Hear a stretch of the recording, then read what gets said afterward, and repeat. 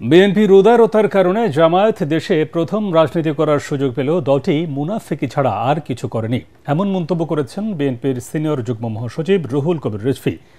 রাজশাহীর বাগমারা উপজেলার তাহিরপুর উচ্চ বিদ্যালয় মাঠে শহীদ অধ্যাপক আব্দুল ওয়াহিদ মণ্ডলের 23তম মৃত্যুবার্ষিকী উপলক্ষে আয়োজিত স্মরণ সভায় তিনি কথা বলেন।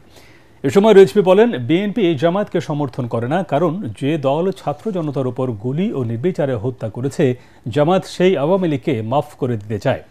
স্মরণ সভায় বিএনপি নেতারা অন্তর্বর্তী সরকারের কাছে দ্রুত জাতীয় নির্বাচনের তারিখ ঘোষণার দাবি জানান।